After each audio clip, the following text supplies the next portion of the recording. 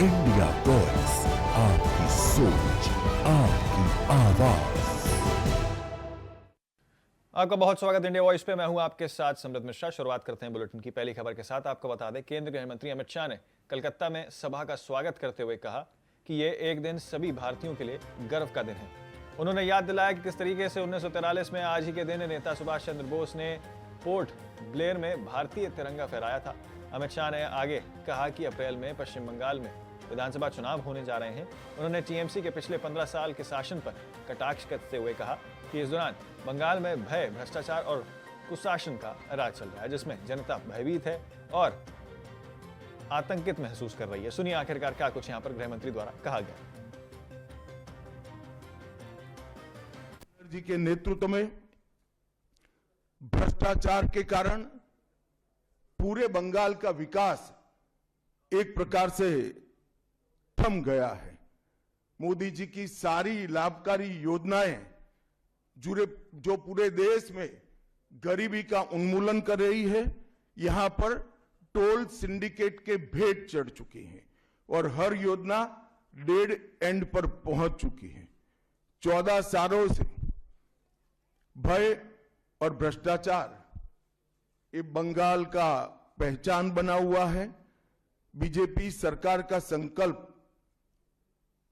15 अप्रैल 2026 के बाद जब भाजपा सरकार बनेगी, बंग गौरव, बंग संस्कृति, उसके पुनर्जागरण की हम फिर से शुरुआत करेंगे। और विवेकानंद जी, बंकिम बाबू और गुरुवर टैगोर और श्यामा प्रसाद मुखर्जी के स्वप्न का बंगाल बनाने का हम फिर से एक बार प्रयास करेंगे। और आज मैं फिर से एक बार कहना चाहता हूं, भारतीय जनता पार्टी के लिए ये बंग भूमि बहुत पवित्र और बहुत मायने रखने वाली है, क्योंकि हमारी स्थापना, भारतीय जनता पार्टी की स्थापना, भारतीय जनसंघ की स्थापना यही बंग भूमि के बड़े नेता श्यामा प्रसाद मुखर्जी ने की है। भारतीय जनता पार्टी की स्थापना से स्वामी विवेकानंद और बंकिम चंद्र चट्टोपाध्याय, इनका अनुकरण भारतीय जनता पार्टी ने अपने सभी सिद्धांतों के अंदर किया। पटना में रोहतास के रोपवे के ट्रायल के दौरान टूटने की घटना के बाद बिहार सरकार में मंत्री दिलीप जायसवाल ने कहा कि जांच रिपोर्ट आ चुकी है। आईआईटी पटना ने प्रारंभिक जानकारी दी थी, जिसके आधार पर यह पता लगाया जा रहा है कि रोपवे लोड लेन में समक्ष क्यों नहीं हुआ है। मंत्री ने बताया कि इंजीनियरों पर कार्रवाई की जाएगी और विस्तृत जांच आईआईटी पटना के एयरपोर्ट्स और यहां पर एक्सपर्ट्स करेंगे। आपको बता दें, यह घटना सुरक्षा और इंजीनियरिंग के पहलू से सवाल उठाती हुई नजर आ रही है। सरकार सभी गंभीरता से इसे देख रही है।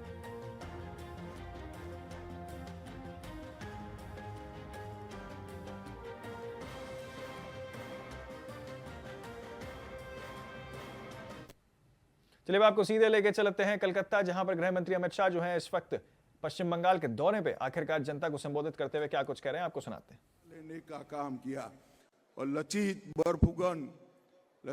बर्फुगन को सिर्फ आसाम जानता था। मोदी जी ने उनको पूरे देश में पहुंचाने का काम किया, पूरे देश में। मैं ही गया था वो कार्यक्रम में।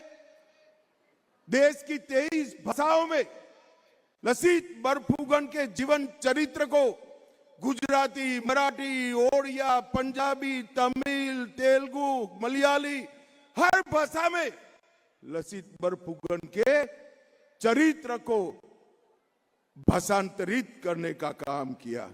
और हमारा ये गमसा है ना, जरा जोर से बोलो, है ना, इसको जीआई टैग दिलवाने का काम भी नरेंद्र मोदी और हेमंत विश्वकर्मा के साथ। आगे बढ़ते हैं अगली खबर की ओर। आपको बता दें, लखनऊ में तृतीय पंचायत चुनाव की पुनरीक्षण मतदाता सूची में दावे और आपत्तियों के लिए आज अंतिम दिन है। बड़ी खबर आपको बता रहे हैं जो फिलहाल सामने निकल के आ रही है, जहां राज्य निर्वाचन आयोग ने 23 दिसंबर को ड्राफ्ट मतदाता सूची जारी की थी। दावों और आपत्तियों का निस्तारण 31 दिसंबर से 6 जनवरी तक किया जाएगा। बड़ी खबर फिलहाल सामने निकल के आ रही है जो आपको बता रहे हैं। इसके साथ ही आपको बता दें, फरवरी को मतदाता सूची का अंतिम प्रकाशन होगा निर्वाचन आयोग ने मतदाताओं से आग्रह किया है कि वे इस दौरान अपने नाम और विवरणों की जांच करें और किसी भी त्रुटि या समस्या को समय पर सुधारने के आवेदन करें। यह प्रक्रिया निष्पक्ष और पारदर्शी चुनाव सुनिश्चित करने के लिए बहुत जरूरी है। आपको बता दें, पंचायत चुनाव में दावे आपत्तियों की आखिरी तारीख जो है वो देखने को मिल रही है। ड्राफ्ट मतदाता सूची आपको फिर से बता दें, 23 दिसंबर को प्रकाशित, निस्तारण 31 दिसंबर से 6 जनवरी तक होगा। अंतिम मतदाता सूची 6 फरवरी को प्रकाशित की जाएगी। बड़ी खबर फिलहाल जो सामने निकल के आ रही है, जो आपको बता रहे हैं, जहां पर किस तरीके से निस्तारण 31 दिसंबर से 6 जनवरी तक चलेगा। आगे बढ़ते हैं अगली खबर की ओर। आपको बता दें, लखनऊ में प्रदेश सरकार ने पुलिस आरक्षी और जेल वार्डर्स की भर्ती यहां पर जो है देखने को मिल रही है। परीक्षा में नेगेटिव मार्किंग खत्म कर दी गई है। इसके लिए सरकार ने सोमवार को उत्तर प्रदेश पुलिस आरक्षी सेवा चतुर्थी संशोधन नियमावली 2025 और उत्तर प्रदेश कारागार प्रशासन और सुधार विभाग के जेल वार्डर संघर्ष संघ द्वितीय संशोधन नियमावली 2025 को कैबिनेट बाई सर्कुलेशन के जरिए स्वीकृति दी है। अब परीक्षा में गलत उत्तर देने पर अंक काटे नहीं जाएंगे, जिससे परीक्षार्थियों को बेहतर मौका मिल सकेगा। बड़ी खबर फिलहाल जो सामने निकल के आ रही है, जो आपको बता रहे हैं, जहां पर जिस तरीके से यहां पर जो है काम होते हुए दिखाई दे रहा है। आपको बता दें, यहां पर जो है अब पुलिस की ओर से सरकार की ओर से पुलिस आरक्षी और जेल के लेकर यहां पर एक प्रक्रिया सामने आई है। यह बदलाव भर्ती प्रक्रिया को आसान और पारदर्शी बनाने की दिशा में एक बहुत ही महत्वपूर्ण कदम माना जा रहा है। बड़ी खबर फिर से आपको बता दें, यूपी पुलिस यूपी भर्ती से जुड़ी हुई, जहां पर पुलिस आरक्षी और जेल वार्डर्स भर्ती में नेगेटिव मार्किंग को खत्म कर दिया गया है। नियमावली 2025 को कैबिनेट ने स्वीकृति दे दी है। इसी के साथ गलत उत्तर पर अब अंक नहीं काटे जाएंगे। बड़ी खबर फिलहाल सामने निकल के आ रही है। इसी के साथ आपको बता दें, भर्ती प्रक्रिया आसान और पारदर्शी बनाने के लिए यहां पर सरकार की एक बड़ी पहल।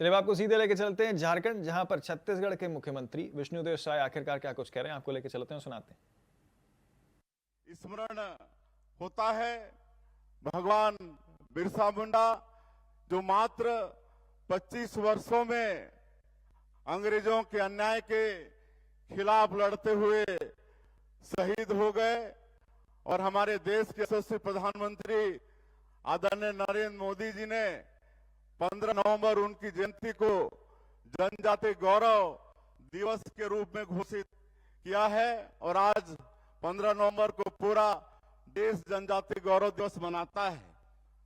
अभी अभी हम लोग छत्तीसगढ़ में भी जनजातीय गौरव दिवस सरगुजा के अंबिकापुर में भव्यता से मनाए हैं और हमारे छत्तीसगढ़ का सौभाग्य कि हमारे महामहिम राष्ट्रपति महोदया उस महोत्सव में पधारी थी। हम सब लोगों को आशीर्वचन उनका मिला, ये हम लोगों के लिए बड़ा सौभाग्य का विषय था।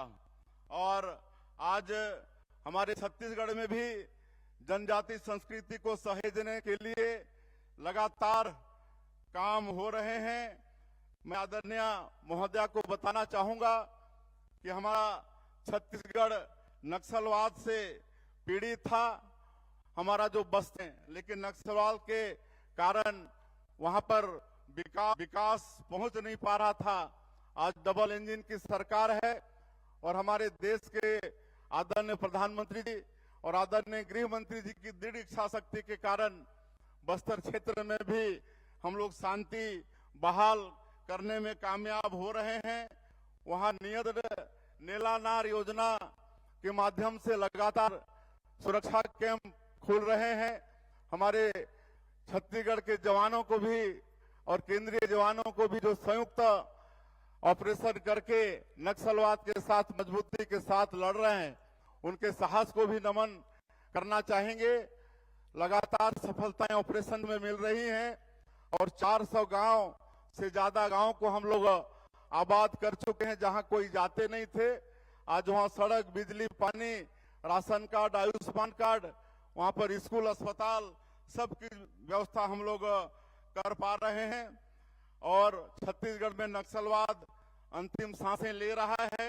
उसके बाद छत्तीसगढ़ के तेजी से विकास करने में हम सब लोग सफल होंगे। हम लोग छत्तीसगढ़ में पर्यटन को नई उद्योग नीति लाए हैं।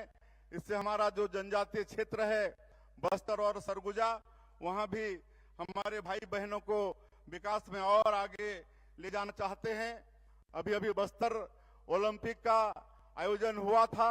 हमारे उस क्षेत्र के भाई बहनों को विकास की मुख्य धारा से जोड़ने के लिए 3,91,000 इस साल हमारे भाई बहन शामिल हुए, जो कि इस बात का प्रमाण है कि उस क्षेत्र के लोग नक्सलवाद से मुक्ति चाहते हैं और विकास की मुख्य धारा से जुड़ना चाहते हैं।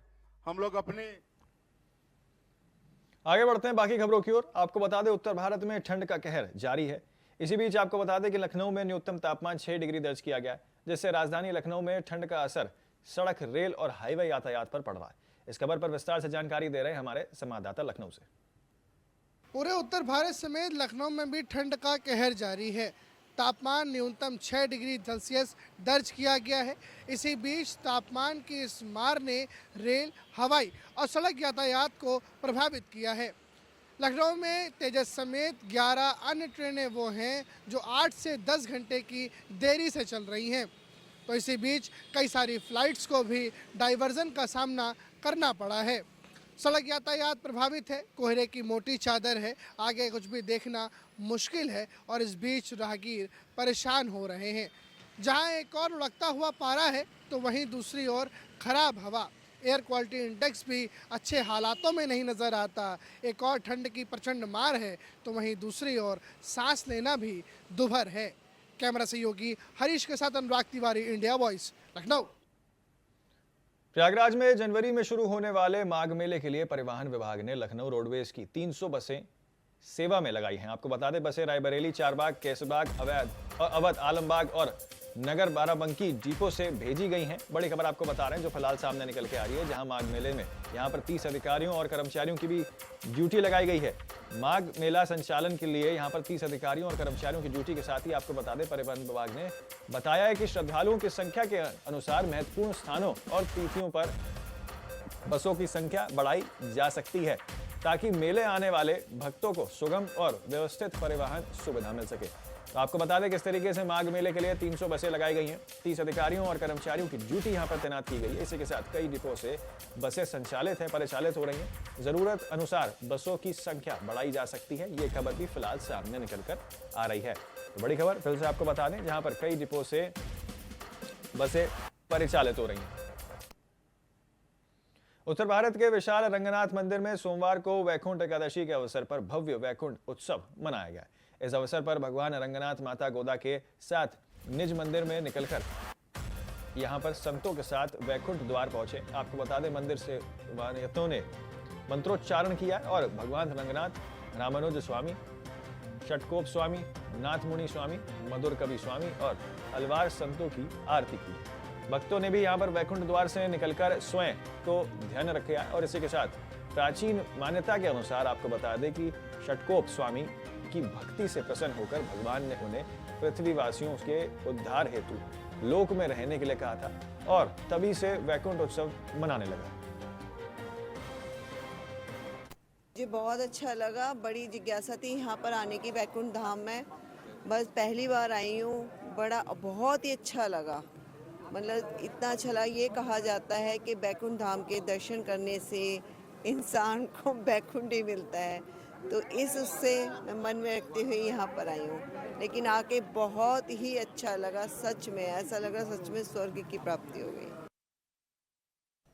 चलिए अब आपको लेके चलते हैं बुमला, जहां पर इस वक्त जो है देश की राष्ट्रपति द्रौपदी मुर्मू अपना संवाद दे रही हैं। आपको सुनाते हैं आखिरकार क्या कुछ कह रही हैं। जनजातीय समुदाय के मैं बहन हो सकती हूँ, माँ हो सकती हूँ, लेकिन राष्ट्रमाता, मुझे अपने आप में राष्ट्रमाता होने का गौरव शायद अभी नहीं और समय नहीं आया है। अभी केवल आपका माता, आपका बहन हो सकती हूँ। राष्ट्रमाता के लिए और भी समय चाहिए मुझे। और गौरव में हासिल नहीं कर पाई, वो जगह शायद मैं नहीं ले पाऊंगी। इसीलिए आपके बहन होके रहना, आपके माता होके रहना मैं ज्यादा पसंद करूंगी। इसलिए आज के इस आयोजन में आकर मुझे विशेष अपनापन महसूस हो रहा है। झारखंड के राज्यपाल के अपने कार्यकाल के दौरान मुझे यहाँ के जनजीवन को बहुत निकटता से देखे हैं और समझे हैं, तथा सेवा करने का बहुत सुअवसर मुझे मिला। मैं सौभाग्य से राज्यपाल का कार्यकाल 5 साल होता है, लेकिन मुझे 6 साल से ज्यादा ये राज्य को, इस समाज को सेवा करने का मौका मिला। देवियों और स्वजनों, भगवान बिरसा मुंडा के जन्म और कार्य क्षेत्र झारखंड में आकर मुझे तीर्थ यात्रा करने जैसा अनुभव हो रहा है। ये सभी देशवासियों द्वारा सामाजिक न्याय तथा जनजातीय गौरव के महान प्रतीक के रूप में सम्मानित है। मैं भगवान बिरसा मुंडा की पावन स्मृति को सत नमन करती हूँ। तो फिलहाल के लिए इस बुलेटिन में इतना ही। जल्द होंगे हाजिर, आप बने रहें सिर्फ इंडिया वॉइस के साथ।